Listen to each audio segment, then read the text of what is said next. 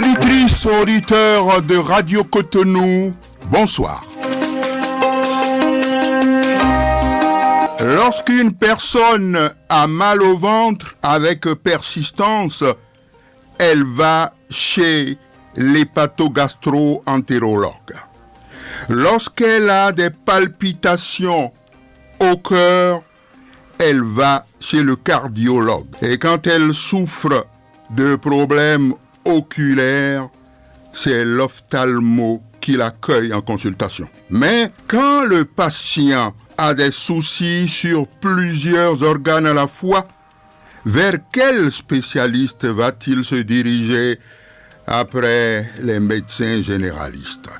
C'est bel et bien les médecins internistes, les praticiens de la médecine interne. Qu'est-ce à dire? Médecine interne. Que recouvre cette entité spéciale de la médecine? That is a question. C'est justement pour répondre à toutes ces interrogations que nous recevons ce soir Dr Michael Arnaud Assogba, médecin interniste au CNHU de Cotonou. Vous l'entendrez dans un instant, et puis le pouvoir de la parole sera donné aux aimables auditeurs. Merci de nous recevoir chez vous.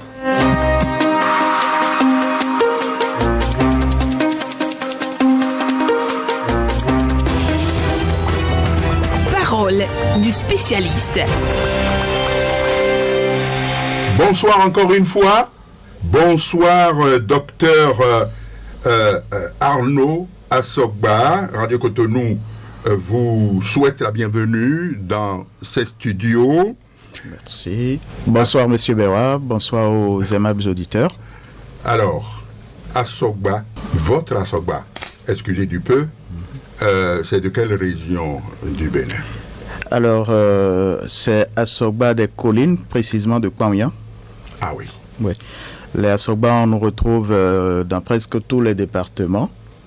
C'est une particularité de ce patronyme-là. Mais c'est avec grande fierté qu'on le porte. Absolument.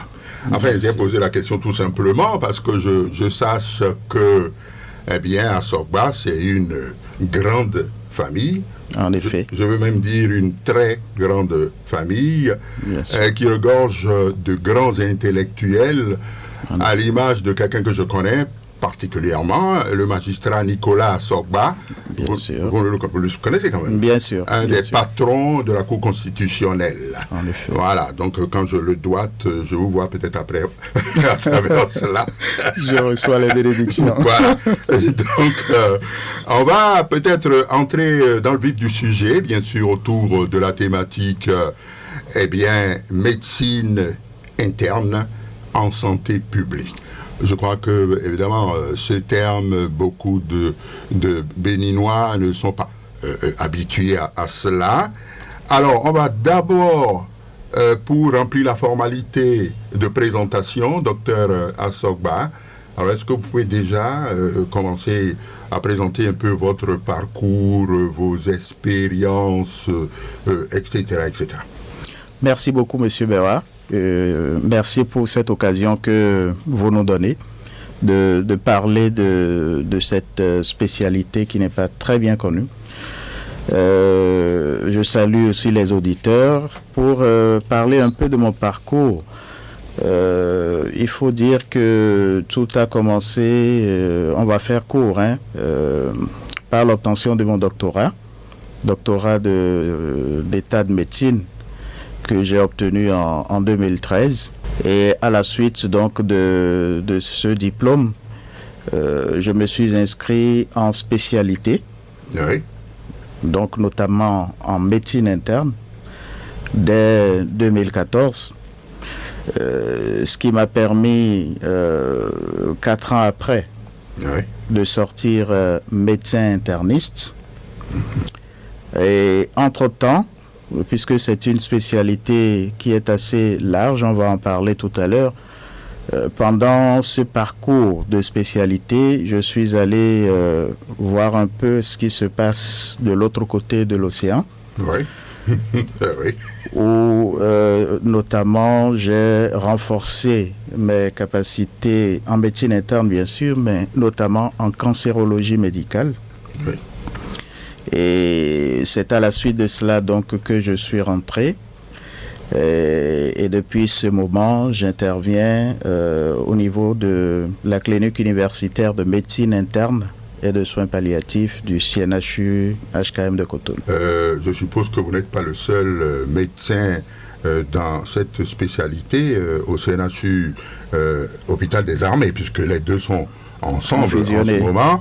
Vous n'êtes pas le seul médecin.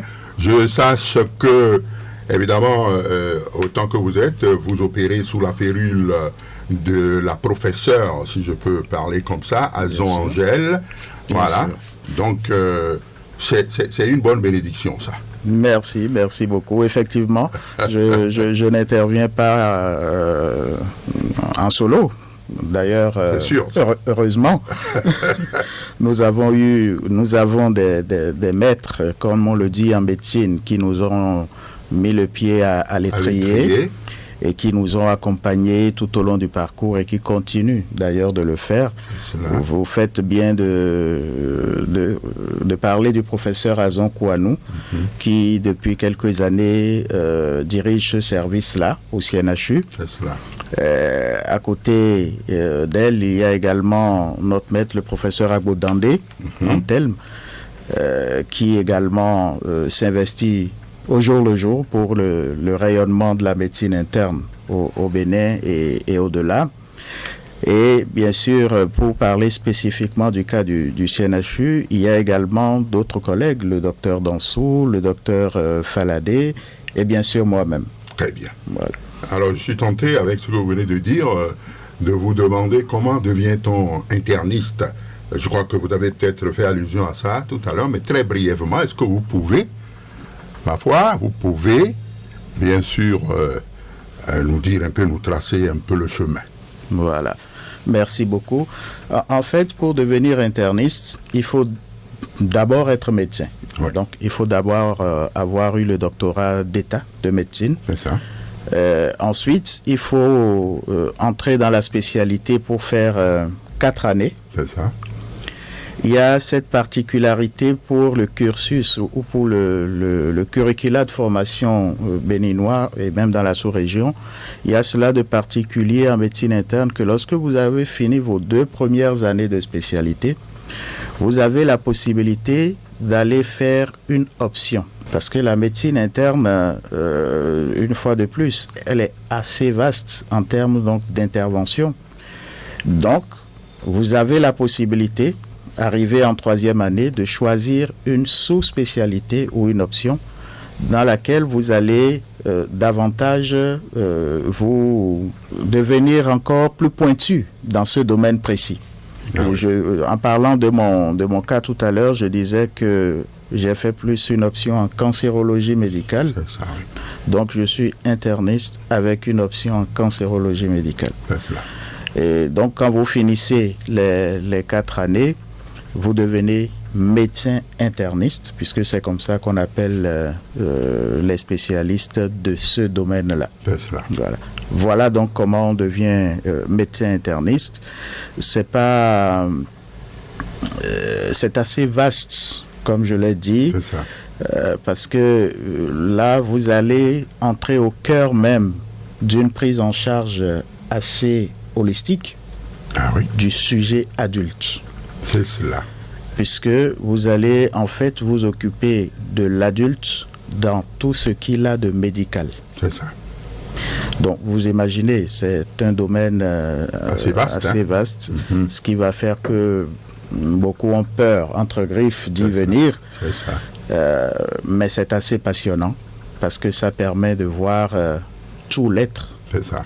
Et d'être à l'aise quand il s'agit de prendre en charge quelques situations touchant quelques organes de l'adulte. C'est ça. Alors, très bien.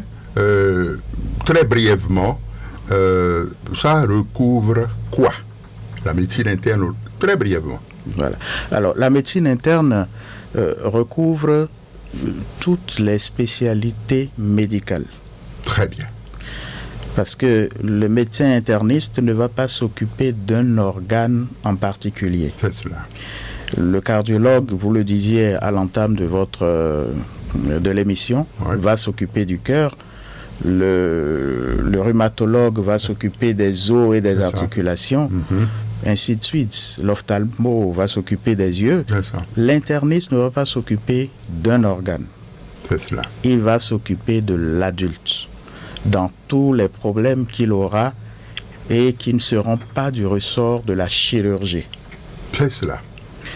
Donc, si un patient a des problèmes, si vous imaginez par exemple, vous allez dans un hôpital où il n'y a pas de cardiologue, où il n'y a pas de rhumatologue, où il n'y a pas de neurologue, l'interniste fait office de médecin, neurologue ou rhumatologue ou autre, si le spécialiste de l'organe n'est pas là, parce qu'il a reçu une formation pour ça.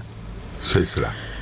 Et quand il y a un sujet, par exemple, un patient qui a plusieurs pathologies à la fois, d'ailleurs je vous remercie pour le mot introductif, puisque vous le disiez également, lorsque quelqu'un a des problèmes qui touchent plusieurs organes à la fois, on ne va pas saucissonner le patient et amener le cœur chez le cardiologue et puis les jambes chez le rhumatologue. Absolument.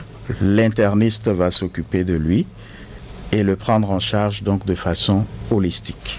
Voilà un peu ce que ça recouvre. C'est ça. La médecine interne. Parce que j'étais tenté de faire un parallèle entre un cardiologue, par exemple, et un interniste. Est-ce que vous voyez? C'est ça. Parce qu'un cardiologue, c'est un cardiologue. Donc, il connaît son boulot, il connaît son job. Un interniste aussi connaît ça. Alors, que direz-vous du patient qui a des problèmes de cœur et qui escalade, excusez du peu d'ailleurs, qui escalade, qui saute la cardiologie et qui va directement vers vous? Et j'allais demander d'ailleurs quelles sont les conditions d'accès. Parce que si on n'en parle pas, c'est sûr que dans votre déontologie, tout cela est prévu. Alors si tous ceux qui souffrent des maux de cœur doivent directement aller à la médecine interne, vous voyez ce que ça peut devenir. Je vois. Vous n'aurez même pas de place pour contenir tout le monde. Et les cardiologues ici ou les hépato-gastro-entérologues vont chômer. Ils n'auront pas du boulot. Est-ce que vous voyez? Ils n'auront pas de boulot parce que tous leurs patients se dirigent vers la médecine interne. Dites-nous un peu comment est-ce que ça se gère. Voilà, merci vraiment pour cette question parce que ça pose des problèmes au quotidien, hein. C'est une réalité. Déjà, qui peut venir voir l'interniste? Vous savez, on a l'habitude de dire que l'interniste est pour l'adulte ce que le pédiatre est pour l'enfant. Pour résumer les choses, c'est ce qu'on dirait. Ça veut dire que si on se met à citer les signes qui vont pouvoir amener l'adulte à consulter l'interniste, même dans un mois, on serait encore là en train de les citer. Ah oui. Oui. Tellement le champ est vaste. C'est cela. Mais en fait, il y a même dans certains pays où on dit, avant même de voir le spécialiste d'organes, il faut avoir vu l'interniste. Ah oui. Ou alors, lorsque le spécialiste d'organes a reçu un patient et qu'il se rend compte que ce n'est plus seulement du ressort de sa spécialité, il adresse vers un interniste. Ah oui. Donc, en fait, on est en amont et en aval de la chaîne. C'est cela. Pour vous dire à peu près les maladies dans le champ d'action de l'interniste, il y a d'abord tout ce qu'on va appeler, d'ailleurs c'est ça notre champ de prédilection, les maladies du système. C'est cela. Ça paraît assez compliqué, mais c'est très simple à expliquer. Vous savez que dans notre organisme, on a des cellules qu'on va appeler des cellules de l'immunité. Et quand il y a un corps étranger qui rentre dans l'organisme, ces cellules sont là pour lutter contre ce corps étranger, pour sauver l'organisme. Et il va arriver que dans certaines situations, l'organisme va commencer par, ces cellules immunitaires vont commencer par identifier les cellules de l'organisme comme des corps étrangers. Oui. C'est assez paradoxal, mais ce sont des choses qui arrivent. Et c'est ce que nous allons appeler les maladies du système, les maladies auto-immunes. C'est le premier champ d'action de l'interniste. C'est ça. Parce que vous imaginez bien, lorsqu'il y a cette réaction des cellules immunitaires contre le soi, c'est ça. Ce sont des manifestations qui vont se développer dans tous les organes, en fait. Ah oui. Donc, ça, c'est le champ de prédilection de l'interniste. Il va s'occuper spécifiquement de tout ce qui est maladie du système. Il va s'occuper également de tout ce qui est grosse pathologie. Ah oui. Quand je dis grosse pathologie, vous voyez, le simple fait pour quelqu'un de commencer à maigrir sans aucune raison apparente, ça intrigue. Ah oui. Mais vers qui il faut aller? C'est vers l'interniste qu'il faut aller. Ah oui. Parce que les étiologies possibles d'un amaigrissement, comme on le dit souvent, c'est 10 000 diagnostics. C'est une façon de parler. Oui, bien sûr, bien sûr. Pour dire que les étiologies sont assez vastes, si bien qu'un spécialiste d'organes ne peut pas gérer ça. Parce que lui ne verra les choses que dans le sens de l'organe pour lequel il est spécialisé. Mais l'interniste verra assez large les choses et pourra ouvrir, comme on le dit, les différents casiers pour dire, ah oui, cet amaigrissement, sur la base de tel et tel et tel élément que j'ai, c'est plus du ressort d'une maladie endocrinienne. Oui. Ah non, ça, c'est plus du ressort d'une maladie cancéreuse, tumorale, ainsi de suite. Donc lui, en fait, l'interniste, c'est celui qui remet les choses en place. C'est ça. Il reçoit le patient, il l'écoute, il l'examine, il fait une synthèse pour dire ça retourne de ceci et tel autre élément retourne de ça.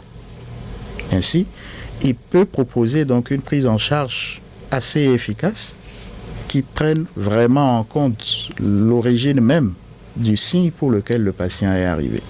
Si je reste sur cet exemple de l'amaigrissement, s'il va voir par exemple un spécialiste d'organes, il y a alors je ne stigmatise aucune spécialité, mais s'il va voir par exemple, vous preniez l'exemple de l'hépatogastro tout à l'heure, s'il voit l'hépatogastro verra les différentes maladies de son domaine qui peuvent donner un amaigrissement. C'est ça. Mais il ne verra pas si ce n'est pas, par exemple, une maladie d'origine endocrinienne qui fait ça. L'interniste verra assez large et pourra dire ça, c'est l'endocrinologue qu'il faut aller voir, ça, c'est l'hépatogastro qu'il faut voir, ou tout simplement, il faut rester en médecine interne parce que là, vu l'atteinte de plusieurs systèmes à la fois, on vous prend en charge ici. Vous voyez par exemple l'infection à VIH. Alors, pendant longtemps, on sait que c'est du ressort des infectiologues, puisque c'est une maladie infectieuse. Oui, bien sûr. Mais de plus en plus, ça on le sait d'ailleurs depuis plusieurs années, que l'infection par le VIH est en fait ce on va appeler une infection systémique. Ah oui. Oui. C'est pas une infection qui va donner des manifestations dans un seul organe. L'infection au VIH, ça peut donner des manifestations ORL, ça peut donner des manifestations neurologiques, ça peut donner des manifestations rhumatologiques, rénales, ainsi de suite. Donc, cette infection, étant une infection qui va toucher plusieurs systèmes à la fois, c'est du ressort de l'interniste également. Absolument. Quel autre exemple simple je vous donne? Voilà, les ictères par exemple, ce qu'on appelle dans la rue généralement la jaunisse. C'est cela. Alors, chez nous, dès que quelqu'un a une jaunisse, on dit « Ah non, c'est le paludisme, il faut aller traiter. Il faut aller voir le médecin généraliste. » C'est bien, c'est une bonne attitude déjà d'aller voir le médecin. C'est déjà ça. Sauf que, quand on va commencer par gratter un peu tout ça, on peut tomber sur des maladies qui sont bien plus graves que ce qu'on imagine et qui ne sont pas du tout du ressort d'un spécialiste d'organes, même pas de l'hépato-gastro-entérologue. Vous comprenez?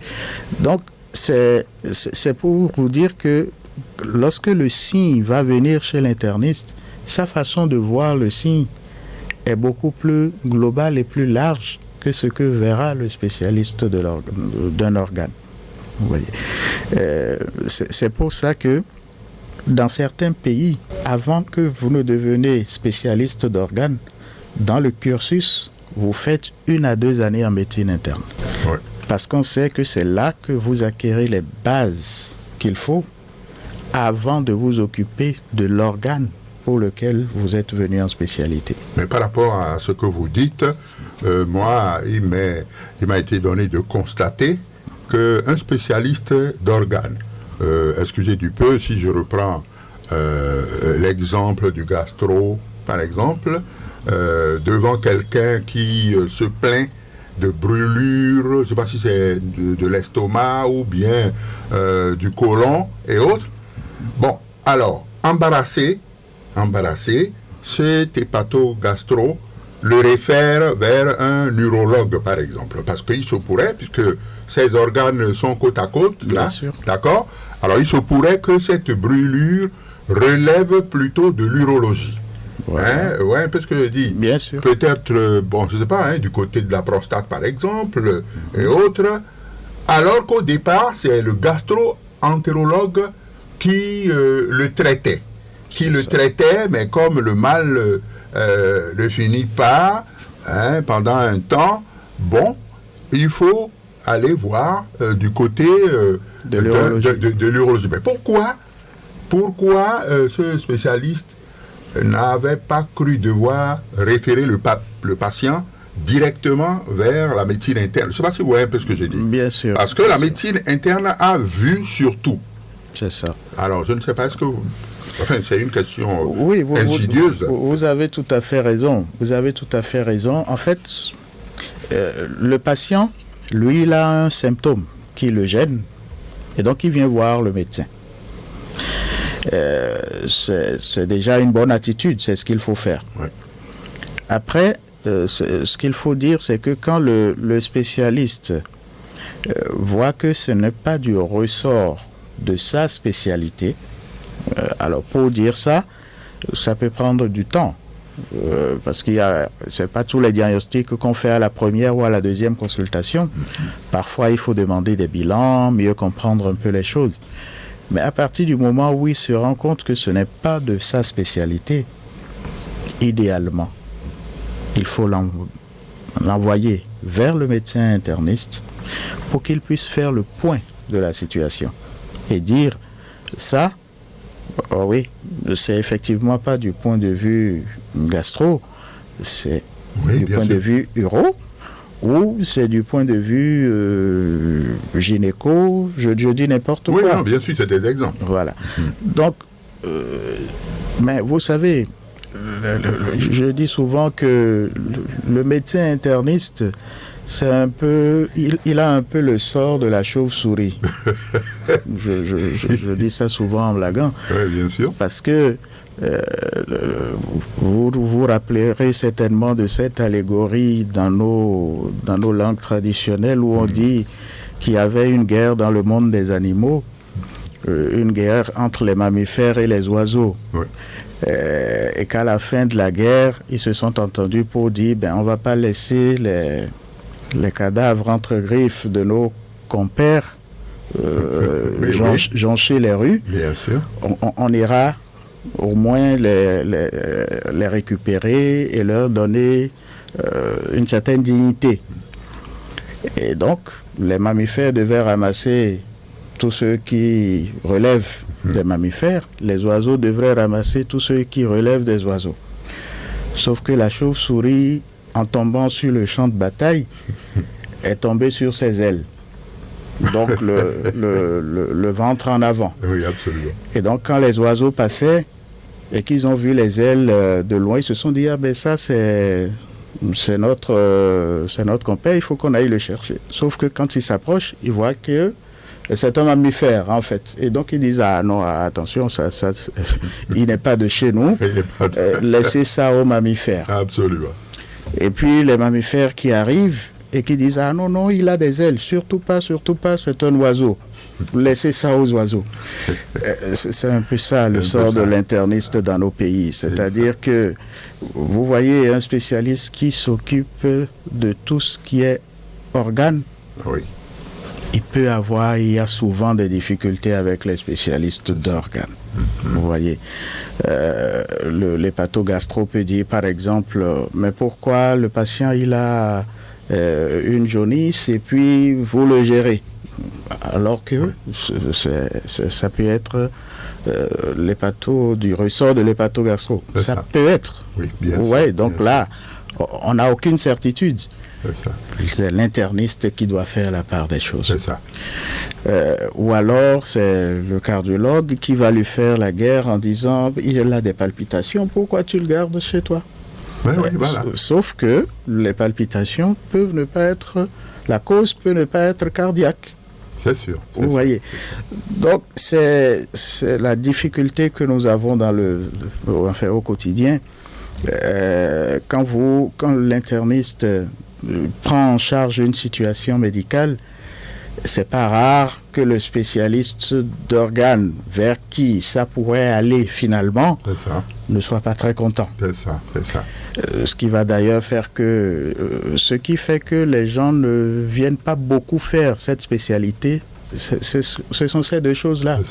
C'est premièrement parce que c'est assez vaste et assez contraignant, mais ensuite parce qu'il y a parfois ces petites incompréhensions qui peuvent survenir. Mais franchement, comme je l'ai dit tout à l'heure, si les choses étaient encore mieux cadrées, ce serait vraiment un bénéfice pour chaque pays d'avoir beaucoup d'internistes. C'est absolument, parce que je crois qu'on a intérêt à mieux organiser un peu la relation ou la corrélation entre la médecine interne et les spécialistes, si vous voulez, d'organes. Est-ce que vous voyez? Alors, cela m'amène à vous demander quels sont les avantages que le patient peut avoir en choisissant d'aller à la médecine interne directement. Est-ce que c'est possible d'abord? Est-ce que c'est conseillé?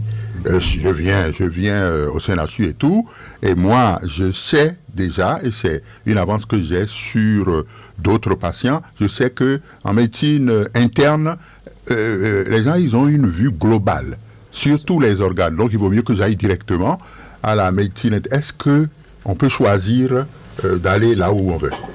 Bien sûr. Le patient qui sent un symptôme particulier peut décider d'aller directement en médecine interne. Alors, attention, la médecine interne, c'est pas de la médecine générale. Il faut faire cette nuance. Oui, absolument. Voilà. La médecine générale, c'est après les 7 années d'études médicales qu'on devient médecin généraliste chez nous. Mais pour être interniste, non seulement il faut passer ce cap, mais il faut avoir fait 4 ans de spécialité. C'est ça. Donc, c'est pas la même chose. Le généraliste, il va tout faire. C'est ça. Il va faire tout ce qui est du côté médical, du côté chirurgical, du côté même gynécologique, même de la pédiatrie. C'est ça, absolument. Puisque c'est un généraliste. L'interniste ne fera pas de la gynécologie, il fera pas de la pédiatrie, il fera pas de la chirurgie.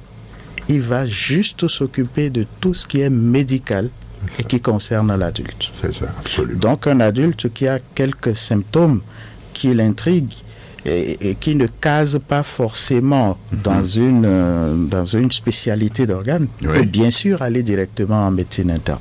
Il a Parce que vous avez peut-être une compétence plus pointue, c'est ça? Je vais faire preuve de modestie. Oui, voilà, c'est ce que j'allais vous recommander. On ne va pas dire ça. Oui, bien sûr. On va dire Moi, j'ai hésité avant d'avancer le mot. Voilà. On va dire qu'en médecine interne, effectivement, on a une compétence plus large que toutes les spécialités médicales. Je vous ai dit tout à l'heure que si vous êtes dans un hôpital où il n'y a pas de cardiologue, Bien vous sûr. faites office de cardiologue. C'est ça. Si vous êtes quelque part où il n'y a pas un spécialiste d'organes, vous devenez de fait le spécialiste de la chose. C'est ça. D'ailleurs, il y a des internistes aujourd'hui qui sont en néphrologie. C'est ça. Il y a des internistes qui sont en cancérologie, C'est ça. comme vous. ma propre personne. Il y a des internistes qui sont en cardiologie, C'est ça. en rhumatologie, ainsi de suite. Donc, quel que soit ce que, quel que soit ce qu'on peut en dire, sans fausse modestie, oui, en médecine interne, C'est ça. il y a la compétence qu'il faut. Qu'il faut, absolument. Alors, en attendant donc qu'on ouvre l'antenne aux auditeurs pour exprimer leurs préoccupations, et vous allez prendre note, comme moi-même, et vous aurez l'occasion de répondre auditeur par auditeur, mais de façon brève, quoi, puisque le temps sûr. Va compter. Donc, on va y aller tout de suite. Vous êtes prêts? Bien sûr, bien sûr. C'est parti. Tout à l'heure.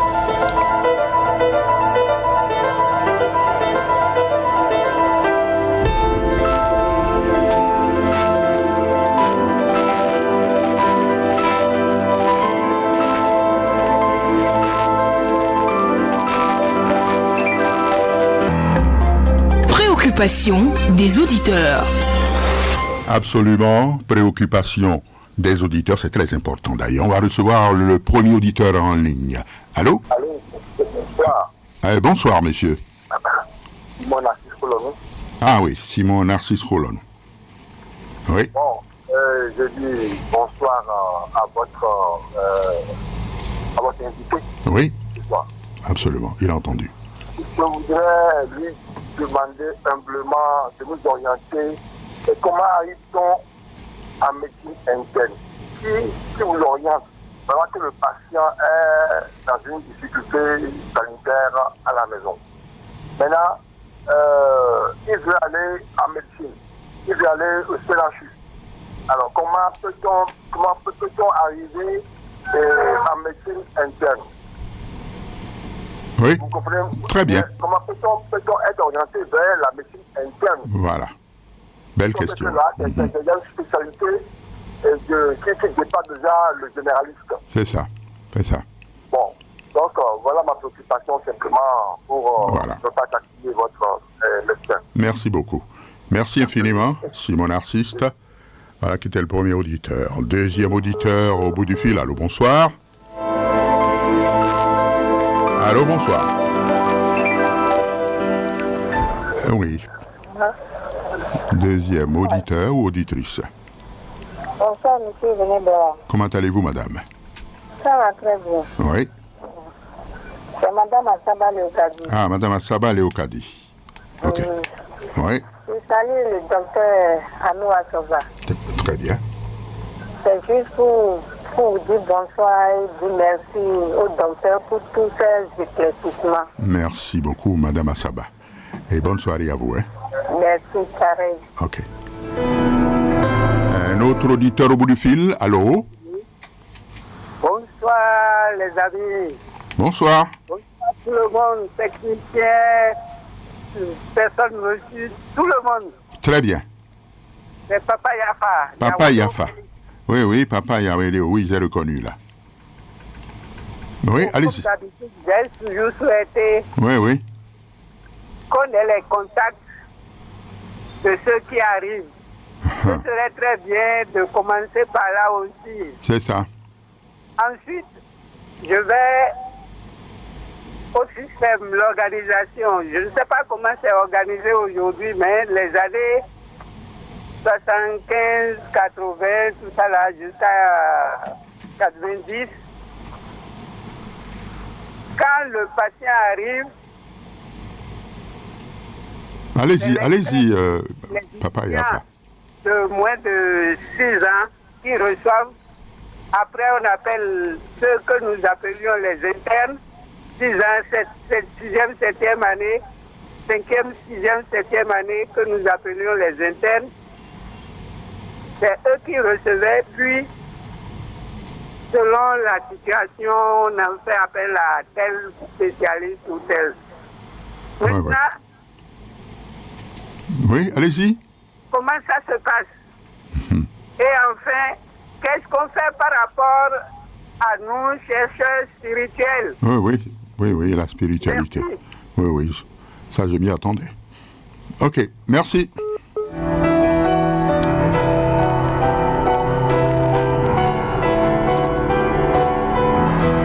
Voici un 4e auditeur. Allô, bonsoir.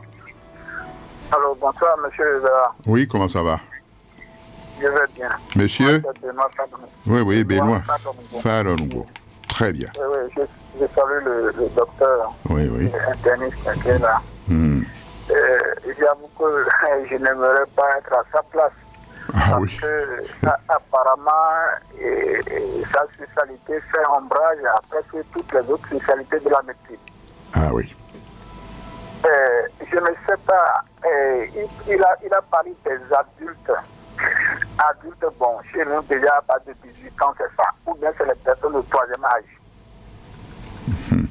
C'est ça. Je voudrais avoir cette précision. Ben, il va vous répondre tout à l'heure. Oui, est-ce qu'il arriverait qu'un spécialiste, un médecin spécialiste d'organes oriente le patient vers lui qui est interniste? Ouais. Voilà. C'est tout? Merci. Maintenant, oui, il a dit qu'il s'est spécialisé, étant interniste, qu'il s'est spécialisé dans la cancérologie, si j'ai bien compris. Oui. Et quel rapport il a avec les oncologues? Très bien. Merci. Il va répondre. Merci beaucoup. Bonne soirée à vous. Ok. Et voici le 5e auditeur. Alors, donc, je crois que nous allons nous en arrêter pour le moment à ces 4 auditeurs. Docteur Asogba, vous allez déjà commencer à répondre à ces préoccupations-là. Et puis après, on va ouvrir l'antenne pour la 2e série. C'est à vous, docteur, c'est à vous. Merci beaucoup, merci Monsieur Bewa. Mais je remercie vraiment tous les auditeurs qui nous font l'honneur de nous écouter et d'appeler. C'est cela. Monsieur Simon Narcisse demandait comment est-ce qu'on peut s'orienter en médecine interne en tant que patient. Alors, il précisait aussi CNHU. C'est ça. Voilà.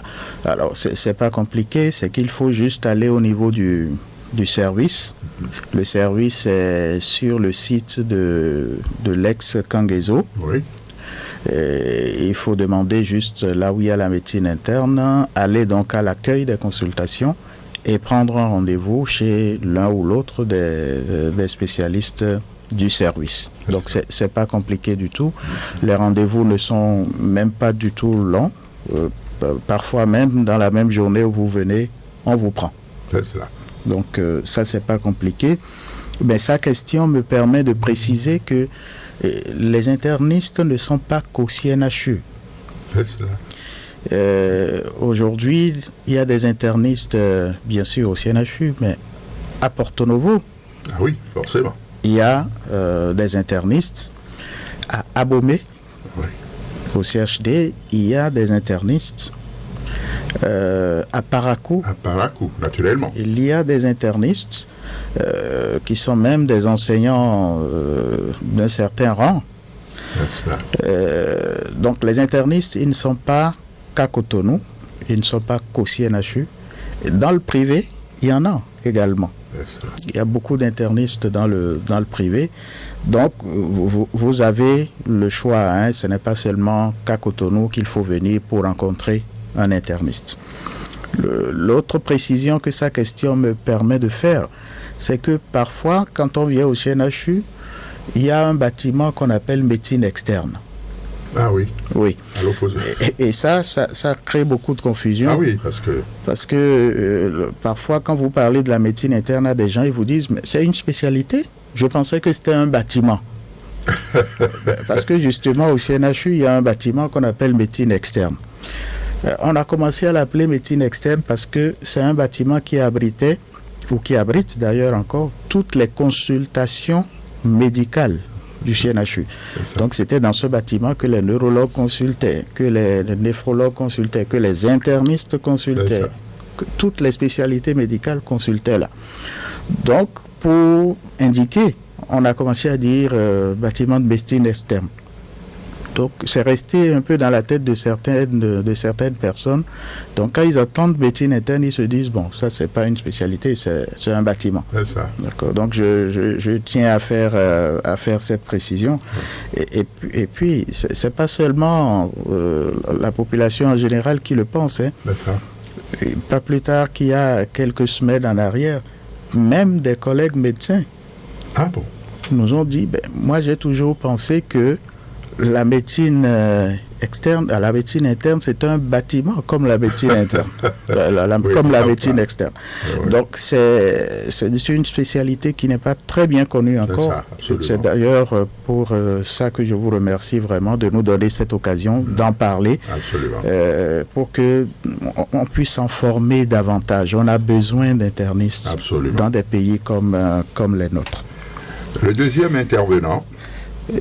Madame Assaba, c'était pour un soutien. Je vous remercie beaucoup pour votre appel.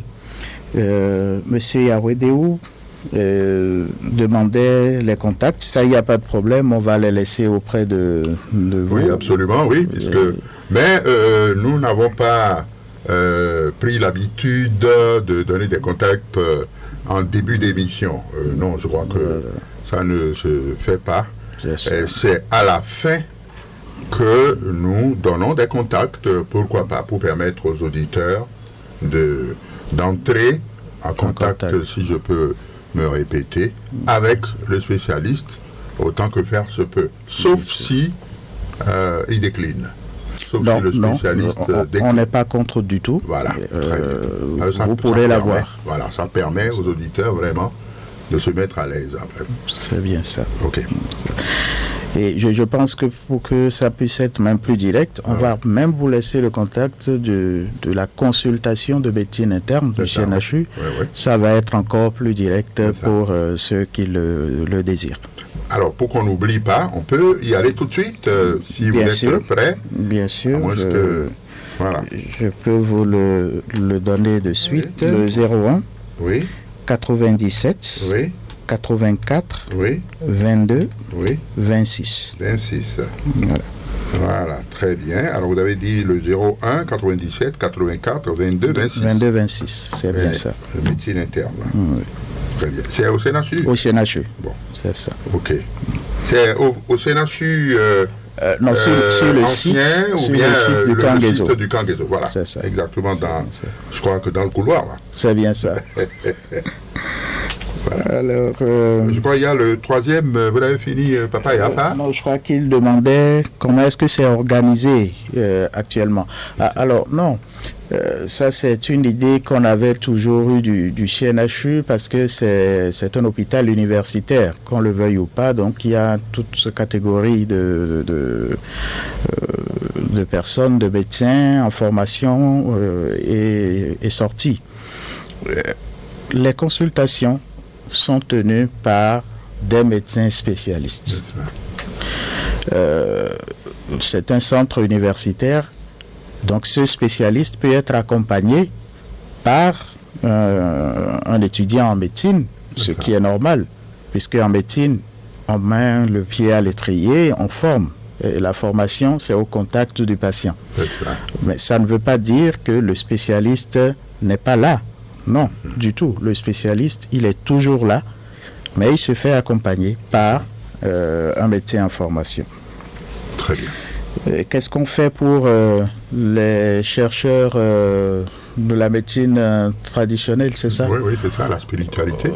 Oui. Alors, on n'est fermé à rien du tout. D'ailleurs, aujourd'hui, au niveau du ministère, il y a bien cette structure qui s'occupe de tous ceux qui apportent des soins d'ordre traditionnel à nos patients. C'est parce que on a bien compris qu'aujourd'hui, il y a des choses qu'on peut puiser dans ce type de médecine et qu'on peut améliorer pour la prise en charge des patients. Donc ça, ce n'est pas du ressort spécifiquement de la médecine interne ou des médecins internistes. Ça, c'est une politique qui est beaucoup plus nationale et qui est déjà en cours d'exécution. C'est ça, absolument. Donc, ce sont des choses qui vont se mettre en place assez rapidement. Très bien, très bien. Le dernier intervenant Monsieur Fadonoubo demandait alors, est-ce que la spécialité fait ombrage aux autres? Non, pas ombrage. Oui. C'est l'impression qu'on peut avoir, mais après, quand on comprend vraiment l'utilité et l'importance de l'interniste, on ne voit pas ça comme un ombrage, on voit ça comme une complémentarité. Absolument. Voilà. Un soutien, quoi.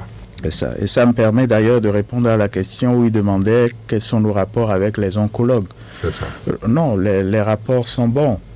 Les rapports sont bons.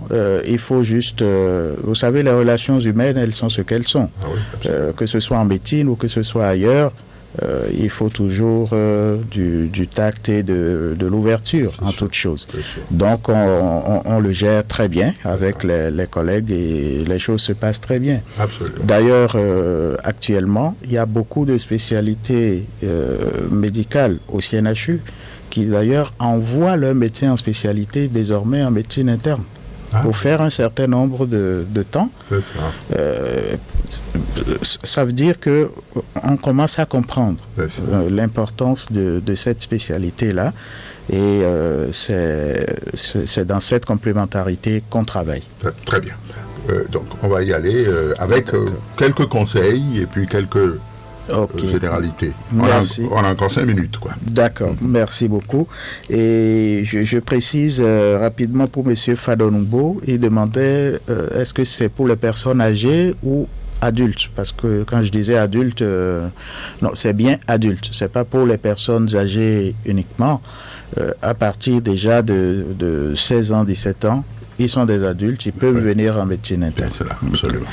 Et alors, est-ce qu'un spécialiste d'organes peut envoyer des patients vers le médecin interniste? Bien sûr. Et ça arrive même plus souvent que l'inverse. C'est ça. Donc ça, c'est oui. Quelques conseils, je vais peut-être aller étape par étape. Déjà, c'est à l'endroit déjà des pouvoirs publics. C'est d'aider davantage cette spécialité à grandir. Dans des pays comme les nôtres où on n'a pas beaucoup de spécialistes, il faut faire la promotion des internistes. C'est ça. C'est ce qui permet de prendre en charge nos populations et de permettre à ce que leur santé se renforce davantage. Je pense que c'est un plaidoyer que je fais ici. Bien sûr, en mon nom personnel et au nom de la Société béninoise de médecine interne, puisque cette société se bat chaque jour pour que la spécialité soit davantage connue. Et le deuxième appel, ça va être à l'endroit des collègues médecins, les motiver davantage, les généralistes, je veux dire, les motiver davantage à venir en médecine interne, pour se faire former et devenir également des médecins internistes. Il y a le bonus, il est excellent. Absolument. Donc je les motive à vraiment venir. Et à l'endroit de la population en général, pour déjà, dès que vous sentez quelque chose qui ne va pas, il ne faut pas traîner à la maison. Il faut tout de suite consulter. Je ne dis pas de consulter forcément l'interniste, mais à partir du moment où il y a un problème de santé qui se pose, il ne faut pas rester à la maison, il faut consulter. La deuxième chose, c'est que comme l'OMS le dit généralement, pour renforcer la santé, pour préserver la santé, c'est 0 alcool, c'est 0 tabac. c'est 30 minutes d'activité physique par jour. C'est 5 portions de fruits et légumes par jour. Ça, ce sont des choses qui nous permettent de renforcer notre santé au quotidien. Et dernier conseil, qu'on ait l'habitude de faire des bilans de santé. Cela est fondamental. C'est important. C'est très important. Il ne faut pas qu'une année passe sans qu'on ait eu à faire un bilan de santé. C'est cela. Plus tôt on rattrape les maladies, mieux on les traite. Forcément. Merci beaucoup. Docteur Michael Arnaud Assogba, merci infiniment d'être venu dans ce studio. C'est moi qui vous remercie. Votre prestation est extraordinaire. Merci. Et merci de la part de Radio Cotonou, j'ai pu vous le dire. Merci. Et un coucou et un merci, un grand merci au professeur, je peux choisir le professeur ou la professeure, autant. Les deux se disent. les deux se disent. Je voulais parler de la professeure Azon Kouanou Angèle, qui visiblement est la patronne de ce département, absolument. Et merci pour avoir accepté de me recevoir et de goupiller la présente émission. Et vous avez été bon, hein, merci docteur, beaucoup, vous avez été vraiment bon. Merci à vous. Merci infiniment. Terminus, tout le monde descend. Et voilà, l'émission est terminée. Sur la technique, j'avais retrouvé avec bonheur Ghislain Agwagba. Prise de vue, Job Chikpe. René Tatou était à la régie. En direct avec vous au micro, René Bewa. Merci beaucoup. Prochain rendez-vous avec la santé mardi prochain. Dieu vous bénisse.